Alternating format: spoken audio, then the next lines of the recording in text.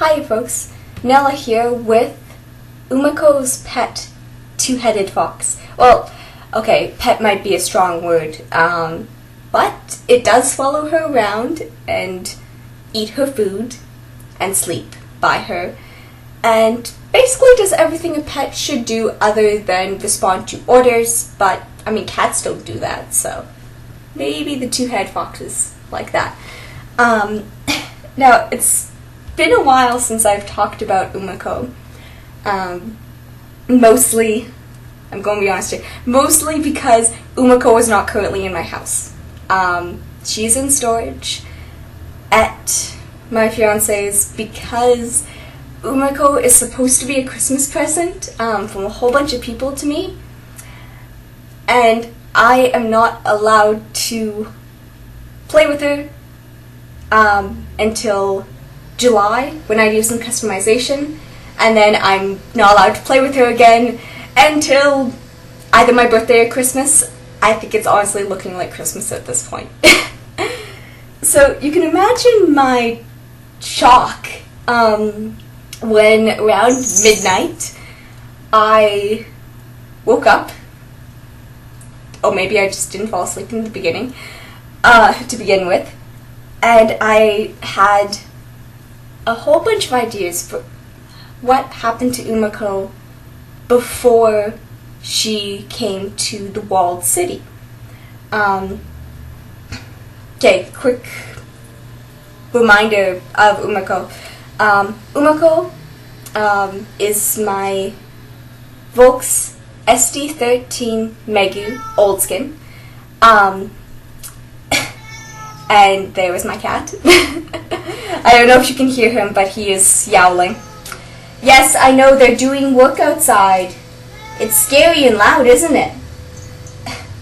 Okay, but in story, Umeko is a Japanese ball-jointed doll who's at least 10 years old, if not a bit older, and she is sold to a second-hand store in Japan, placed on a bench, and then wakes up on a park bench in the Walled City of Wei, only she's not a doll anymore, she's full size and alive. And I knew that happened, but I had this idea in my head, rather, that whoever owned Umeko in story cared for her greatly. And so because of that, I couldn't figure out why then that Umeko would ever end up at a second-hand store. After all, if, her owner cared for her so much, and it was such a precious thing, and it had her for so long, how would she end up for sale? And last night, it came to me. Her owner died. Rather tragically. And I'm not going to show you this because last time I did, it messed up with the focus for the entire video. But once that came into my head, I wrote not 1 page, not 2 pages, but 3 pages about Umeko's life before she came to the Walled City of Wei and came alive. So, you guys ready for a little story? Umeko's owner was named Shinji, and Shinji would watch anime with Umeko and talk to her all the time. He said later to his wife Kimiko that it made him feel like he was less alone in his apartment. Shinji did struggle with depression and with bouts of suicidal feelings. And whenever they got particularly strong, he would pick up Umeko and brush her hair and play with her joints. And he would keep going until the feeling left him. even if that meant that he stayed up all night brushing Umeko's wig over and over and over again, just whatever it took to still be there in the morning. Well, Shinji did get help, and he ended up meeting Kimiko, and they ended up getting married after a few years. Yes. So, this next bit came quite suddenly to me, that initially I was like, okay, yep, that's good. And it just kept going from there. So, when Shinji brought Kimiko home and showed her Umeko, he said, "Kimiko, my love, meet the other woman in my life." And Kimiko laughed. Shinji had a friend who was a second cousin of Li Shuang. Li Shuang is one of the two main characters in the Walled City of Wei story. And unfortunately, it was knowing this friend from the Walled City of Wei that eventually led to his death. You see, he had been trying to convince his friend to let him visit this weird city that he called home. He wanted to see what this walled city was all about. But his friend kept trying to convince him that, no, Shinji, that's a really horrible idea. That's a really, really, really, really bad idea. No, that's incredibly unwise. Shinji, you don't understand how dangerous it would be for you. So, one day, to try and discourage his friend once and for all, Li Shuang's cousin brought Shinji proof of how dangerous the city was. I have no idea what this proof is. I'm going to state that outright. The idea I'm kind of getting is there was bone or something, but whatever it was really bizarre, and it did get Shinji to shut up about wanting to see the city. Unfortunately, it's because of that proof that Shinji died. So Shinji went off to work, and he had with him his briefcase, of course. He had the proof, which I have the idea that's quite small because he carried it in his coat pocket. And he also had Umeko wrapped up in his bag. And before heading off to work, there was the following exchange. The higher voice is Kimiko, the lower voice is Shinji. So, Kimiko starts. "Look at you, Shinji the salaryman, a responsible adult at last." Then Shinji replies, "A responsible adult with a large doll in his bag. A large reminder of why he has to keep working. Women with expensive tastes, they'll ruin me yet." Well, I can't speak for Umeko, but I'd hardly call my taste expensive. I just like the finer things in life. Fine men, for instance, named Shinji. The next bit I wrote, next bit is under a heading, and that heading is Death of Shinji. While waiting for the train to head back, the train home after a long, soul-sucking day at work, Shinji took out the cousin's proof of the dangers of the city of Wei and was looking at it. Now what happens after he takes out the item, whatever it is, that's a bit foggy and uncertain and unclear for everyone involved. Except for Shinji, I suppose, but it's not like he can tell anyone what really happened. Some witnesses say that Shinji walked up to the tracks and leapt in front of a train. But other witnesses say that he saw something on the tracks, maybe an animal, and they could kind of see something there too. And he went to the tracks to try and coax out this animal or whatever it was, but he fell, and the train came. But everyone agrees that he practically leapt up from the bench, and he knocked over his bag in the process. He knocked over his bag, and Umeko fell partway out, and her head turned towards her owner as the train came down the tracks. Kimiko didn't immediately sell Umeko. She couldn't. She couldn't bear to do it. And this is, once again, higher voice is Kimiko, and lower voice in this case is someone trying to comfort her who never really liked Shinji.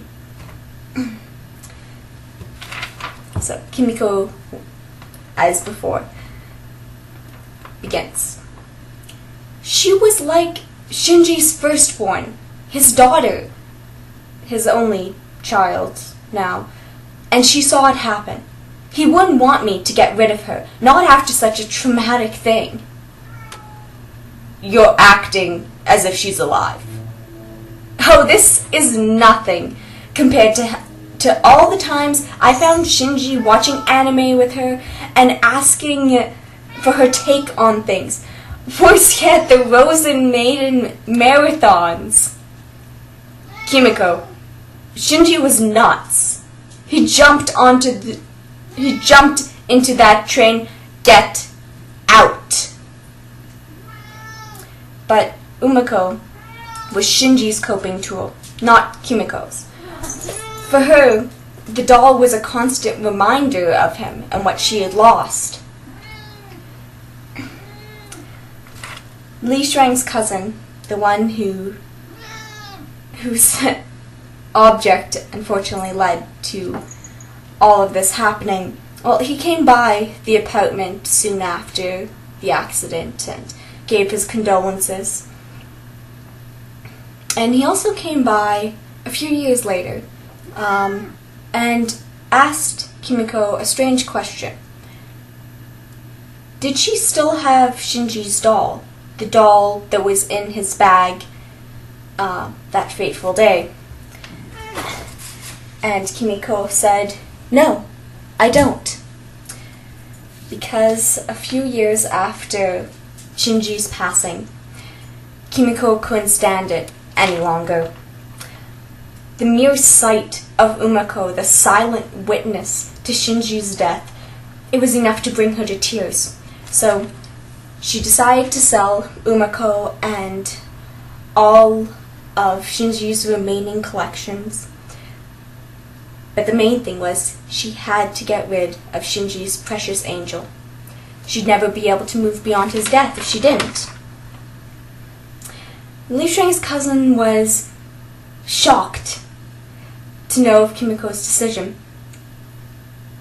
And that leads to how Umeko comes to the city.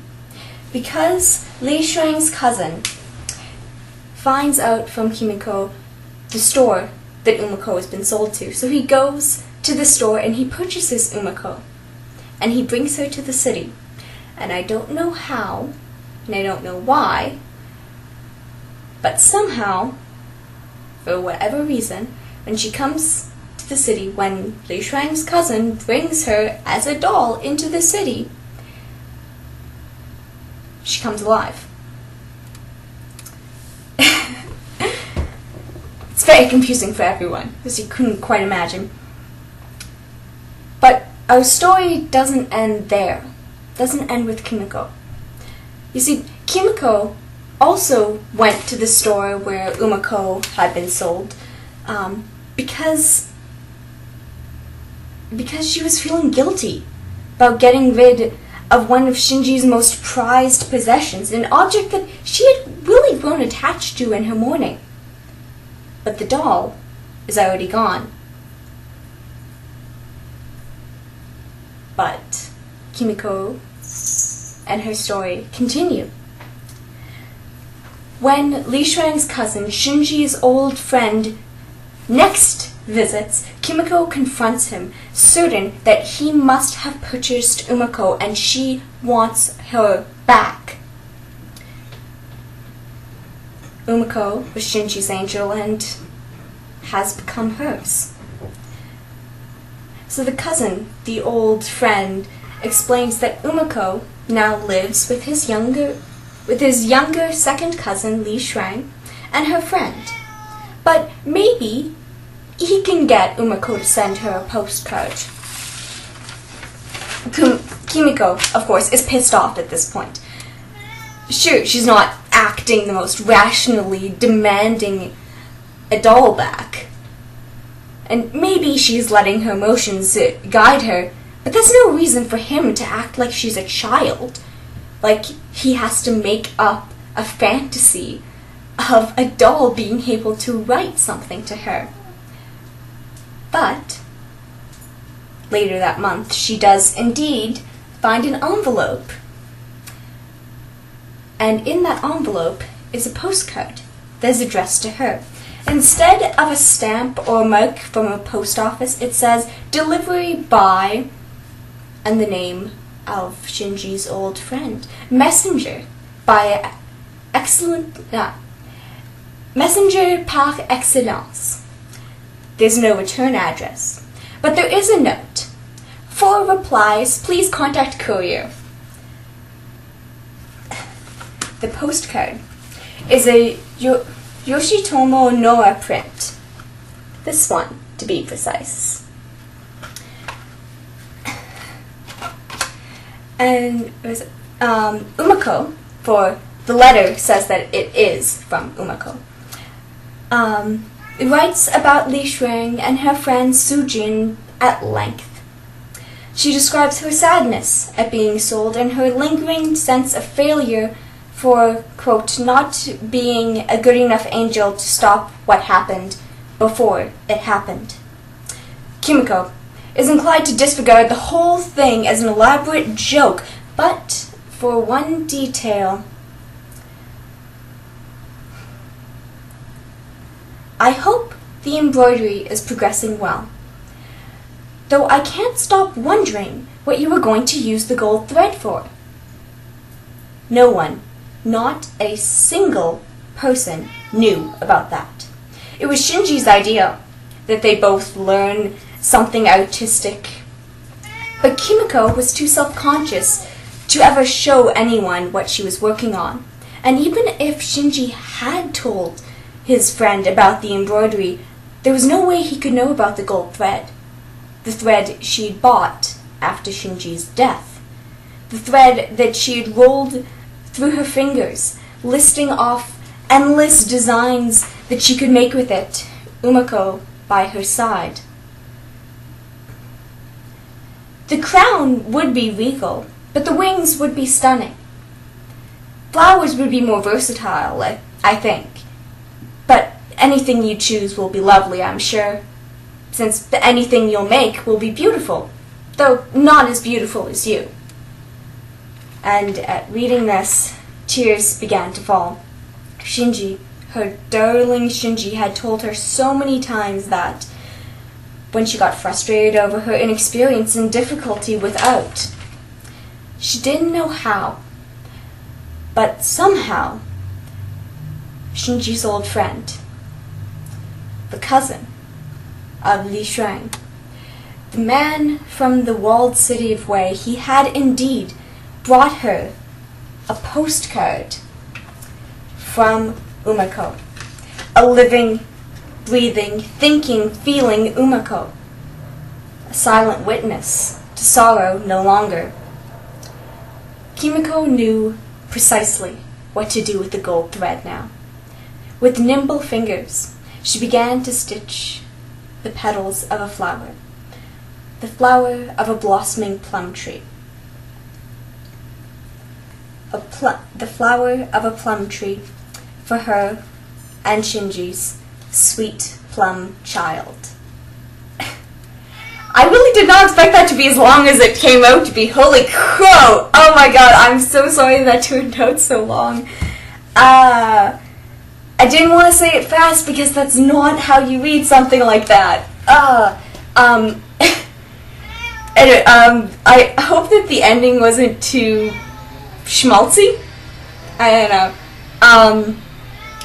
It came quite suddenly when I remembered that Umeko means plum child, means plum flower child.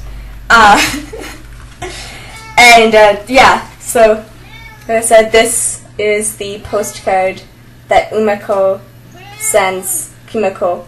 However, you'll have to imagine that it isn't done up like a Western one, and there's more room, and that it came in an envelope. But anyway, yeah. Okay, so yeah, that was way longer than I was expecting. If anyone actually got through all of that, please let me know, and let me know what you thought of it, because it was very unexpected. I literally couldn't sleep until I'd written that down. And the last time that happened also had to do with the Walled City of Wei. It was the story of Sujin being chased by a monster. Okay, I hope this doesn't become a common thread, because a common theme and recurring pattern with me writing for the City of Wei, because I really would like sleep. Sleep and not to see trains hitting people and monsters chasing people. Why do I have to inflict such trauma on my characters? Hunter, do you know why I have to do that? Because I'm a writer, that's why. Okay. Bye, everyone.